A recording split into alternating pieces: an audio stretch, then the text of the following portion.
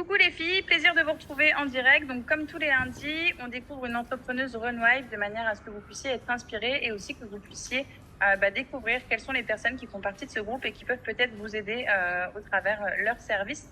Donc aujourd'hui, on accueille Dominique qui va se présenter tout de suite. Bienvenue à toi en tout cas et merci d'avoir accepté cette interview et je te laisse te présenter. Merci de m'accueillir, merci de me donner l'opportunité de présenter mon activité. Je vais commencer par le côté maman. Je suis maman de deux enfants, un petit garçon qui va avoir 10 ans et une petite qui a eu 6 ans. Et sinon, au niveau pro, on va dire que je suis multicasquette, infirmière puéricultrice multicasquette. Et une de mes casquettes, c'est de proposer des cours de massage parents-bébés. J'apprends aux parents à masser leur bébé pour gagner pour renforcer le lien parent-enfant, pour aussi apporter du soulagement aux maux du quotidien. Ça permet aussi de rencontrer d'autres parents. Enfin, il y a plein de bienfaits à ces cours de massage parents-bébés. Une autre de mes casquettes, c'est être praticienne en hypnose. Donc là, j'accompagne aussi la parentalité au travers de l'hypnose, que ce soit pour les enfants, que ce soit pour les parents. Je fais aussi de l'hypnose prénatale, donc ça permet aussi de prendre soin de bébé pendant la grossesse et puis de prendre soin de soi-même, pardon, pendant la grossesse, parce que c'est pas toujours la grossesse, elle n'est pas toujours vécue sereinement par toutes les femmes, selon l'histoire de chacune. Donc voilà, c'est un outil que j'aime bien aussi parce que ça permet de prendre soin de son bien-être. Et puis, une autre de mes casquettes, c'est aussi infirmière puéricultrice en libéral. Je propose des consultations autour du sommeil, le sommeil du tout petit. Quand mes enfants étaient plus petits, c'était une vraie galère. Parfois, les nuits, etc., on se pose des questions en tant que parent. On se demande, bah mince, est-ce que là, ce que je fais, est-ce que c'est cohérent avec le développement de mon enfant, etc. Et je me suis rendu compte, depuis que je fais ce métier-là en libéral, que, que ce soit autour des ateliers de massage parent-bébé ou que ce soit autour des consultations d'hypnose, et bien qu'en fait, le sommeil, il avait vraiment une place centrale dans les questionnements que pouvaient avoir les parents, que ce soit concernant leur tout petit ou que ce soit concernant l'enfant un peu plus grand. Donc, c'est pourquoi j'ai voulu me spécialiser dans le domaine du sommeil pour pouvoir accompagner les familles, mais les accompagner de manière bienveillante et toujours en respectant le développement et les besoins de leur tout petit. Donc voilà, je suis en libéral depuis 2020 et depuis peu, je suis installée à Petite-Île et je suis dans une maison de santé tout nouvellement labellisée. Donc c'est une maison de santé parents-enfants, euh, voilà, qui a pour objectif d'accompagner aussi la parentalité. Que vous dire d'autre? Ben voilà, j'ai eu une expérience en milieu hospitalier hein, avant de m'installer à mon compte en libéral. Mais c'est vrai que quand je suis devenue maman, euh, il y a plein de choses qui on va dire, qui se sont alignées, que ce soit au niveau professionnel et surtout au niveau personnel. J'avais vraiment envie d'être disponible pour mes enfants, de pouvoir en même temps accompagner les parents, hein, ce que j'adore, et en même temps être là pour ma parentalité à moi, en fait, quelque part, pour pouvoir soutenir le fait de moi aussi d'être maman et d'être présente pour mes enfants. Donc, d'où ce choix de s'installer en libéral. Euh, voilà. D'accord.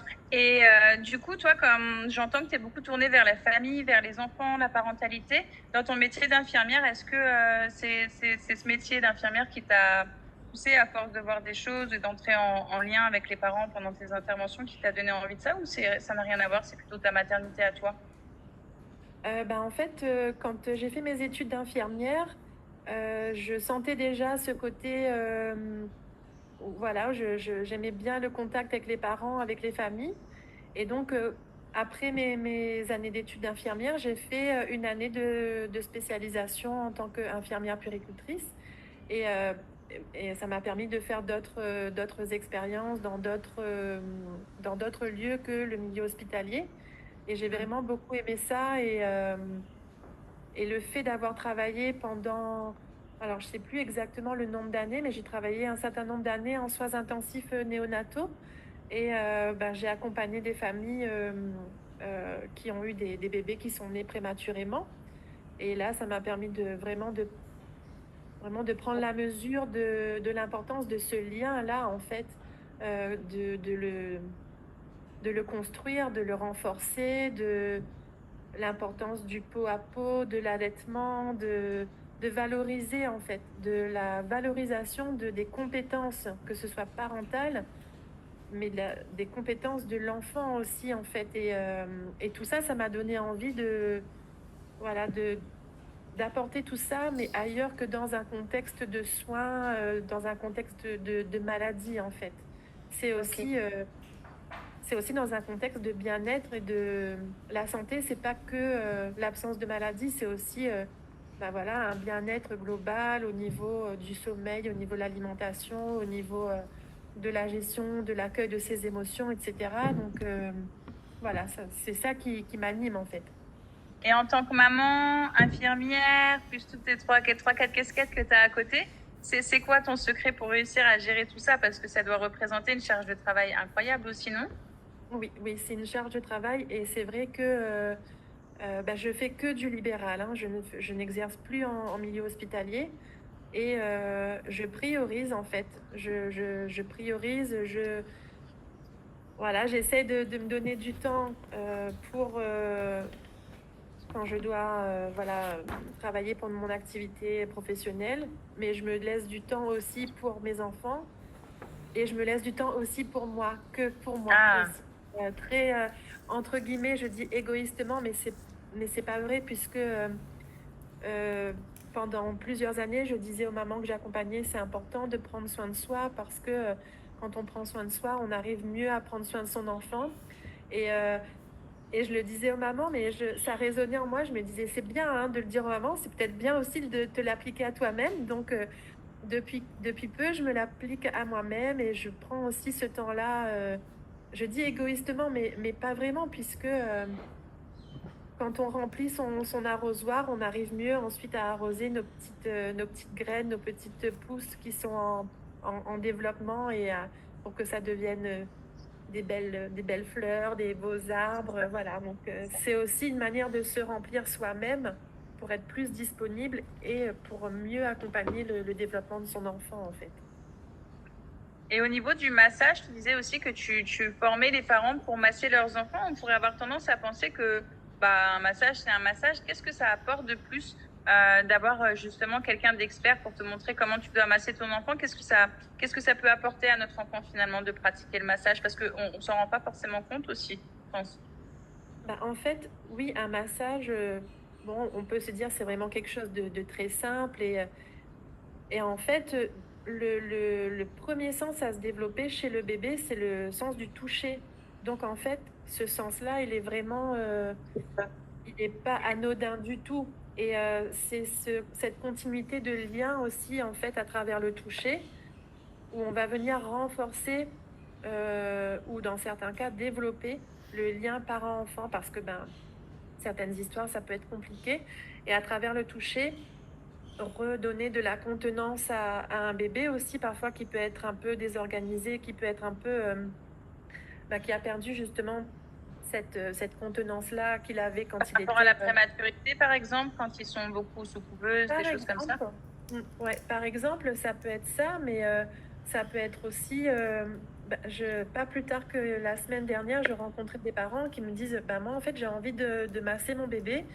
Mais en fait, ben, je sais pas trop comment faire. J'ai peur de faire des gestes qui sont pas adaptés. Et le fait de pouvoir en parler à un professionnel qui est formé, en fait, ça rassure ça rassure. Et puis, le parent se dit, ok, je vais être capable de faire des bons gestes. Et puis, c'est aussi mon rôle aussi de rassurer les parents en leur disant, finalement, c'est des gestes simples. Vous allez être capable très bien de les faire. Et moi, je ne masse pas les bébés parce que je pars du principe que c'est le parent qui est le plus à même de le faire. Et le but, c'est vraiment de renforcer sa capacité, ses compétences parentales, de le valoriser aussi en lui montrant que, oui, vous êtes maman, vous êtes tout à fait capable de faire ça. Et voilà, ça redonne confiance, ça permet de se dire, ah ok, finalement, peut-être que je faisais pas si mal que ça. Au final, ah oui, peut-être que ce geste-là, je le faisais dans ce sens-là, mais que peut-être que c'est mieux de le faire dans l'autre sens.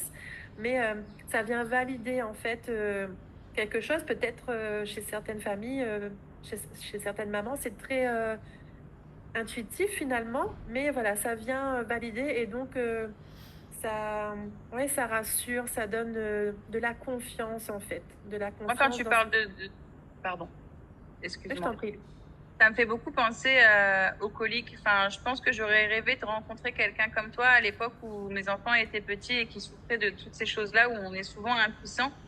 Je pense que c'est une méthode qui peut pas mal calmer les choses, Oui. non? Ah oui, j'ai beaucoup de parents qui me contactent pour faire les cours, mais quasiment que pour ça en fait, parce Ah, que on apprend à masser d'autres parties du corps, hein. On apprend à masser les jambes, les pieds, le ventre, le torse, les bras, les mains, le dos, le visage. Mais bien souvent, la demande, c'est ah là là, mon bébé, il a des coliques, il a des gaz, il pleure beaucoup, je ne sais pas comment faire. Et en fait, c'est vraiment un sentiment d'impuissance en fait. C'est vraiment, j'en ai marre de voir mon bébé comme ça et je sais pas ce que je peux faire pour le soulager. J'ai des souvenirs comme ça de familles que j'ai accompagnées. Ça fait déjà quelques années qui, voilà, en massant leur bébé pendant une semaine, 15 jours, ils ont vu vraiment la différence. Et pourtant, comme tu disais tout à l'heure, le massage, finalement, c'est quelque chose de simple en fait, mais quand on ne sait pas, quand on ne connaît pas les bons gestes, quand on n'y a même pas pensé on n'a en même fait, pas finalement, conscience, ouais, c'est ça. c'est ça. Donc, Bon, nous, les humains, on a une fâcheuse tendance à penser que les choses faciles, tu sais, on va aller chercher à faire des trucs de fou, alors qu'en fait, des fois, il suffit de faire des choses, d'apprendre des choses simples, de mettre en place et ça apporte déjà beaucoup de résultats dans la vie, hein.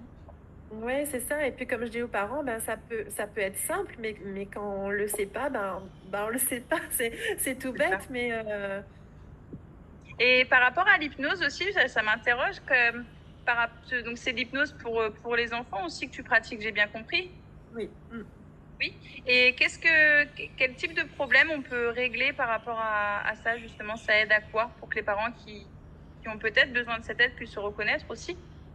Il peut y avoir plusieurs demandes. Souvent le sommeil. Hum. Il y a le sommeil, il y a l'accueil des émotions en fait. J'ai eu aussi des demandes concernant des enfants qui avaient des soucis de pipi au lit. Ah. Qu'est-ce que j'ai eu d'autre comme demande? Ouais, sommeil, pipi au lit, les émotions. Euh, voilà, les changements, accompagner le changement des enfants qui vivent aussi peut-être des situations dans lesquelles il y a des gros stress. Des traumas, des Peut-être en choses comme ça. santé ou peut-être, voilà, donc du coup accompagner l'enfant à, à avoir des outils et parfois à pouvoir se mettre dans sa bulle et à s'autoriser à se mettre dans sa bulle et à respirer, à prendre du recul aussi par rapport à certaines situations. Euh, Et c'est c'est à assez partir de quel varié en âge? fait. Alors, c'est pas évident parce que moi je dirais à partir de 7 ans, parce que, ouais, 7 8 ans, parce que là, l'accès au langage, il est déjà bien installé. Et on dit que l'enfant, il est expert en hypnose entre 8 et 12 ans.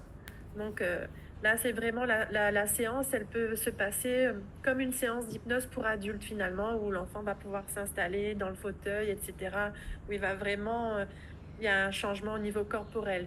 Tandis que pour les plus petits, parfois, la séance, elle est un peu plus, on va dire, motrice. C'est encore une période pour les plus petits où ils ont besoin de bouger, où ils ont besoin d'aller explorer l'environnement. Et donc, on va plutôt faire une séance avec autour de l'hypnose conversationnelle. On va utiliser d'autres outils. Par exemple, moi, je peux utiliser des cartes, on peut utiliser le dessin. Et bien souvent, ce que je propose aux parents, en tout cas, moi, j'aime bien travailler comme ça, c'est de rencontrer d'abord le parent sans l'enfant et, de voir un petit peu quelle est sa demande, quel est son besoin. Et ça peut prendre aussi la forme d'une guidance parentale, en fait. C'est-à-dire qu'en fonction du besoin, ben, je vais donner quelques pistes. J'aime pas forcément le mot conseil, mais voilà, quelques Non, mais c'est pistes pour, lié. voilà, pour faire des choses avec l'enfant à la maison et pour voir si, en modifiant telle ou telle approche, et ben finalement, il peut y avoir un changement aussi au niveau du comportement. Parce que, bah oui, souvent, c'est ça le comportement. C'est euh, bah, entre guillemets, les crises à un instant T dans le développement. Bah, je pense par exemple aux fameuses crises des 2 ans, etc. Ben là, ça peut être aussi un moment où c'est compliqué à vivre pour les parents et au secours, quoi. En fait, je lui parle gentiment, ça part en cacahuète, je m'énerve, ça part en cacahuète. Enfin, peu importe comment je vais approcher mon enfant, et ben en fait, ça part quand même en crise. Donc, ça aussi, ça peut être, ça va pas être forcément de l'hypnose directement auprès de l'enfant, mais ça va être une séance euh, de guidance parentale pour accompagner les difficultés, que ce soit au niveau du comportement de l'enfant ou que ce soit au niveau de l'approche du parent. Comment est-ce que je peux faire pour que ça se passe mieux dans les relations à la maison finalement? Ok. Ok. Tu as combien d'enfants, tu as dit, toi, Dominique? J'en ai deux. Ok, ouais, Les deux c'est, et je te- c'est bien. Non, mais je te pose cette question parce que c'est vrai qu'en tant que moi-même, en tant que maman, je sais que quand j'avais un enfant, j'avais une vision, tu vois. Je pensais que, tu vois, en lisant des livres, il faut faire comme ci, comme ça, tout était réglé. Et en ayant eu la deuxième, j'ai pu me rendre compte que chaque enfant est vraiment différent et que la théorie, c'est bien, mais que c'est bien d'avoir des conseils vraiment pertinents par rapport à notre situation personnelle aussi parce que bah, c'est pas si simple que ça pourrait y paraître selon le caractère qu'on a et enfin que nos enfants ont aussi et qu'on a aussi, quoi. C'est Oui, bien c'est plus. super important ce que tu dis parce que on n'a pas de manuel du parent en fait. Voilà, on l'apprend, on le devient en expérimentant notre parentalité et parfois en faisant des erreurs. Voilà, on en C'est fait ça. et on réajuste. Bon, bah là, j'ai fait ça. Ben, ok, bon, ben, j'ai vu que le résultat n'était pas terrible. Ben, peut-être que la prochaine fois, je ferai les choses différemment. Ouais, c'est super intéressant ce que tu dis aussi, en fait, parce que voilà, il n'y a pas de petit A, faites ceci, petit B, faites cela. Voilà, il n'y a pas de Exactement. baguette magique. Il n'y a pas de baguette magique. Exactement, parce que y a beaucoup de parents qui aujourd'hui regardent les réseaux sociaux, suivent des comptes de personnes qui donnent des conseils et qui peuvent s'entêter à les appliquer et à ne pas avoir de résultats et finalement souffrir de cette situation alors que finalement, bah, c'est pas des conseils qui sont adaptés spécialement à leurs enfants, qu'il n'y a pas de règles magiques et parfois, il vaut mieux peut-être consulter quelqu'un qui saurait s'adapter justement. Ouais. C'est ce que je disais à une maman que j'ai eue au téléphone ce matin. En fait, je disais que parfois, ben, je vais donner telle piste à un parent et peut-être que dans une autre famille, ben, ça va être une piste qui va être totalement différente en fait. Donc c'est vraiment au cas par cas, en fonction de la situation, en fonction du besoin aussi, en fonction du Mhm. projet euh, de, de la famille, du parent, voilà, ouais, adapté. Moi, c'est vraiment ma philosophie, c'est de ne pas, voilà, il n'y a pas de solution toute faite et je n'ai pas de baguette magique en fait. C'est vraiment ça, pas de baguette magique, pas de solution toute faite. Voilà, on va voir en fonction C'est l'humain, de l'humain, exactement, de chaque situation, de l'humain et chaque... ton expérience. Hmm, exactement. Et du coup, comment ça fonctionne? Donc, par exemple, je sais pas, j'ai une problématique avec mon enfant, peut-être les nuits, les coliques, le comportement, des choses comme ça. En fait, je te contacte, on échange avec toi et ensuite, en fonction des problèmes que je t'exprime, tu vas me donner la solution, enfin, de la casquette la plus adaptée et on va se rencontrer. Exactement. Comment tu penses? Ouais. Oui, c'est ça. Souvent, on va me demander, ben, moi j'aimerais bien pour le sommeil, ben, c'est des demandes qui sont fréquentes hein, pour le sommeil. Parfois, il y a des familles qui me contactent pour de l'hypnose pour leur enfant. Mais en fonction de l'âge, je vais plutôt les orienter vers leur expliquer déjà comment je fonctionne et les orienter vers une guidance parentale dans un premier temps, puisque c'est vrai que quand l'enfant n'a pas encore accès au langage, c'est pas toujours évident en fait euh, de le dérouler la séance. Donc c'est plus simple que ce soit le parent le vecteur pour impulser des nouvelles choses. Ok.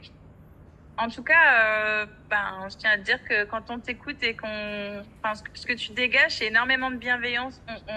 On ressent vraiment qu'avec toi, il n'y a pas de jugement et qu'on peut vraiment te parler de tout, que tu es dans la bienveillance remplie, quoi. C'est très agréable.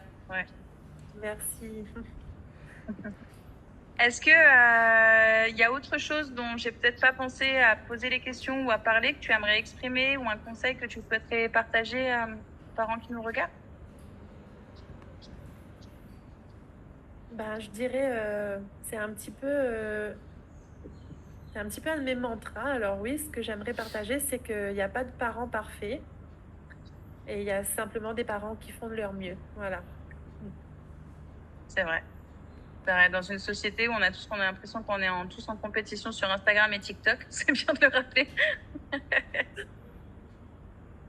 Et d'ailleurs, est-ce que tu vois justement des parents qui souffrent de ça? Parce que je trouve que c'est un sujet important aussi d'aborder, c'est que tu vois, entre les mamans bêches, comme on les appelle, c'est-à-dire ces femmes qui veulent absolument pas que leurs enfants aient des jouets de couleur ou de Walt Disney ou machin, les autres mamans qui, à la contrario, font vachement plaisir à leurs enfants. Enfin, tu vois, aujourd'hui, en tant que parents, c'est super dur parce que peu importe le choix qu'on fait, on va sentir directement à travers les réseaux sociaux que on peut être jugé ou que ça c'est bien, que ça c'est pas bien, ça c'est. Est-ce que toi tu le ressens au niveau des parents que tu fréquentes que ça a finalement un impact sur notre parentalité et qu'on n'est pas forcément les parents qu'on aimerait être, mais qu'on se laisse un peu influencer justement par ce qu'on voit sur les réseaux sociaux? Pas chez tous, heureusement, mais c'est vrai que cette, j'appelle ça les injonctions en fait.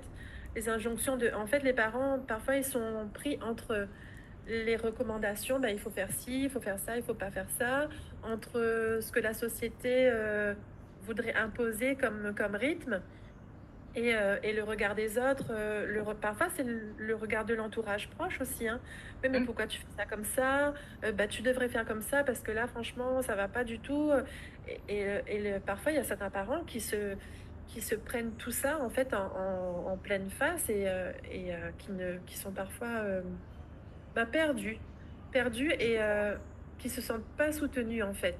Et heureusement, j'en vois pas beaucoup, mais j'avais eu le cas d'une maman comme ça qui m'avait touchée parce que elle était en burn-out parental et elle a eu moi je dis le courage parce que c'est pas évident en fait hein, de demander de l'aide quand on est vraiment au bout du rouleau. Et elle a demandé dans son entourage, est-ce que tu pourrais me garder les petits pour que je puisse voilà, souffler, reprendre un peu d'énergie et repartir.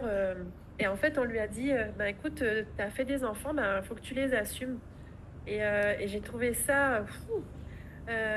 On dit qu'il faut un village pour élever un enfant. Et ben là, le village, il n'était pas trop là. Hein. C'était, en fait, débrouille-toi. Et j'ai trouvé ça d'une violence, en fait. Vraiment, Ah oui. c'était pas. Donc, ouais, je trouve que parfois, c'est pas toujours très soutenant pour les familles. Et moi, c'est vraiment un truc, ouais, c'est vraiment une valeur. Tu parlais de bienveillance tout à l'heure, c'est vraiment une valeur qui est importante pour moi. Voilà. On a le droit d'être fatigué, on a le droit d'en avoir marre, on a le droit d'être content que ce soit la rentrée, on a le droit Oui, bien de se sûr. passer en priorité. Ouais, c'est vrai. Enfin, tu vois, c'est comme je lisais l'autre fois sur un groupe une maman qui disait, moi, je me prive de tout pour mes enfants.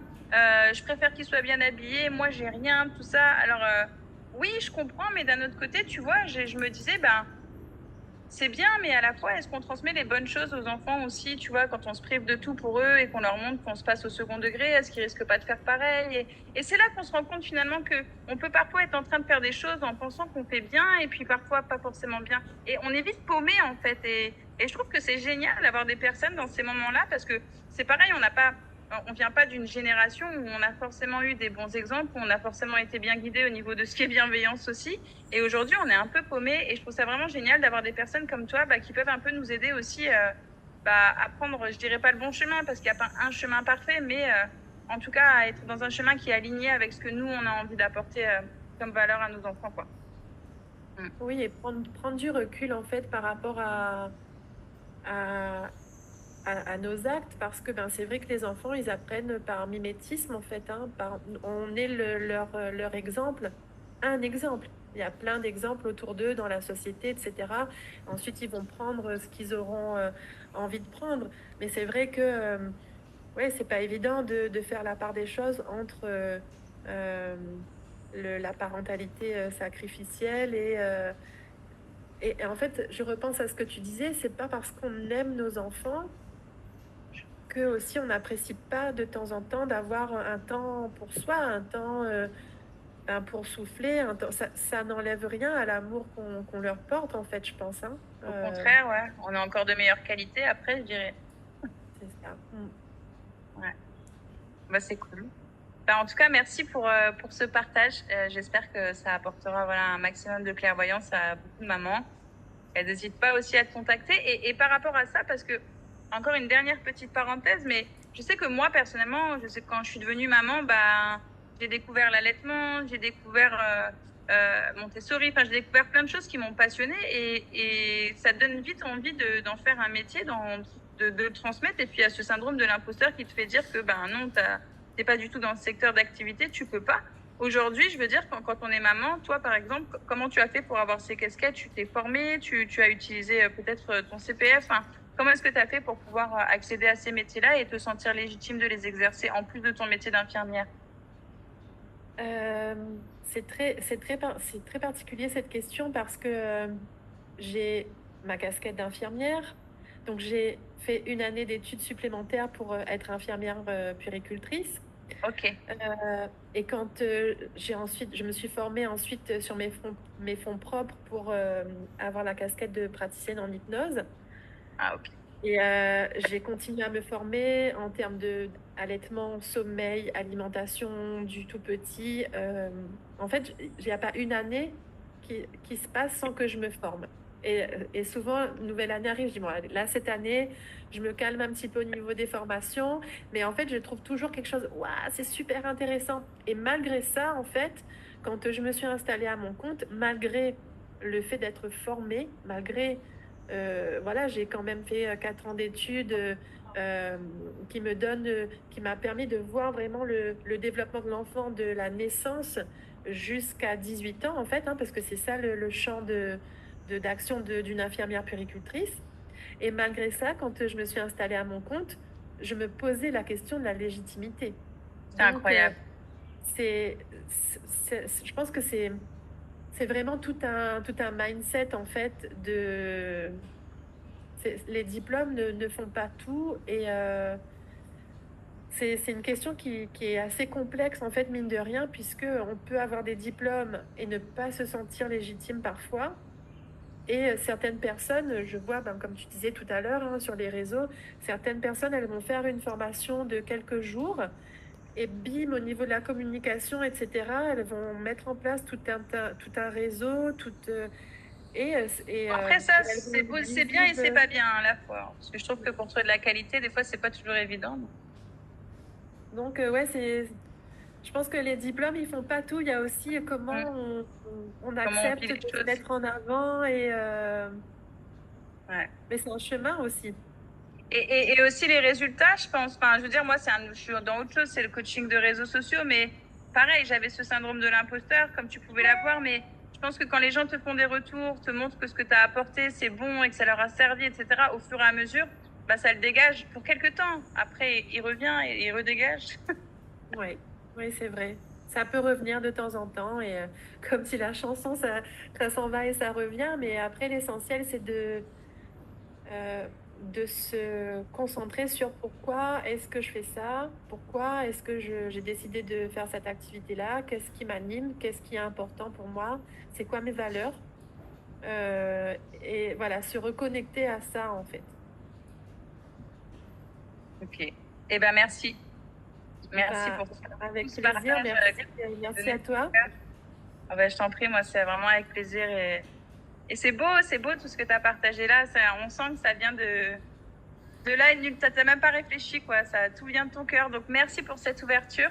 Et au plaisir, du coup, et de te retrouver et de te voir sur cette communauté partager tes conseils. Merci beaucoup. Belle Allez, belle journée. journée à toi. Ciao, ciao.